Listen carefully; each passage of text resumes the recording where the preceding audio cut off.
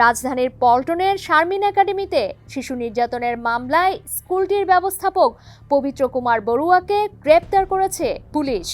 শুক্রবার ভোরে মিরপুর এলাকার একটি বাসা থেকে পল্টন থানার পুলিশ তাকে গ্রেপ্তার করে।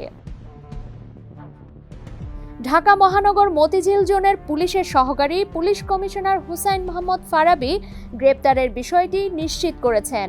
তিনি জানান, শিশুটির ওপর নির্যাতনের অভিযোগে দায়ের করা মামলার ভিত্তিতেই এই গ্রেপ্তার করা হয়েছে। পবিত্র কুমার বড়ুয়া শারমিন একাডেমির প্রতিষ্ঠাতা ও প্রধান শিক্ষক শারমিন জাহানের স্বামী। শিশু নির্যাতনের ঘটনায় ব্যাপক সমালোচনার মধ্যে বৃহস্পতিবার পল্টন থানায় শিশুটির মা বাদী হয়ে শিশু অধিকার আইনে মামলা করেন। মামলায় পবিত্র বড়ুয়া ও শারমিন জাহানকে আসামি করা হয়। ভবিষ্যৎ হোক নিরাপদ, বিনিয়োগ হোক বিশ্বস্ত, আর আমার পছন্দ সল্ট বে। Welcome to salt Bae. Paltan থানার ওসি মোহাম্মদ মোস্তফা কামাল খান জানান, মামলার পর থেকে আসামিরা পলাতক ছিলেন। বর্তমানে স্কুলটি বন্ধ রয়েছে। অপর আসামিকে গ্রেপ্তারে অভিযান চলছে। ভাইরাল হওয়া ভিডিও ফুটেজে দেখা যায় স্কুলের পোশাক পরা শিশুকে এক নারী টেনে হিচড়ে অফিস কক্ষে নিয়ে গিয়ে চড় মারছেন। এরপর অফিস কক্ষে থাকা এক পুরুষ কখনো শিশুটির গলা চেপে ধরেন, কখনো মুখ চেপে ধরেন।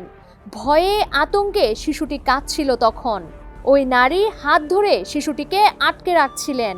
এক পর্যায়ে পুরুষটি একটি স্ট্যাপলার হাতে শিশুটির কাছে এগিয়ে গিয়ে তার মুখ স্ট্যাপল করার ভঙ্গি করেন। পরে জানা যায় ভিডিওটির ঘটনাস্থল পল্টনের শারমিন একাডেমি।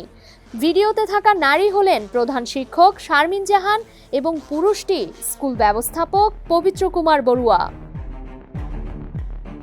পুলিশ জানায়, নির্যাতনের ঘটনাটি ঘটে গত 18 জানুয়ারি দুপুর 1টার দিকে। প্রায় 4 মিনিট 13 সেকেন্ডের ভিডিও সামাজিক যোগাযোগ মাধ্যমে ছড়িয়ে পড়ার পর ব্যাপক ক্ষোভ ও সমালোচনা সৃষ্টি হয়। দ্রুত জড়িতদের গ্রেপ্তার করে শাস্তির আওতায় আনার দাবি জানিয়েছেন তারা।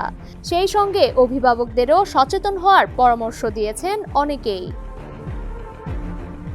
ডেস্ক রিপোর্ট, সমকাল।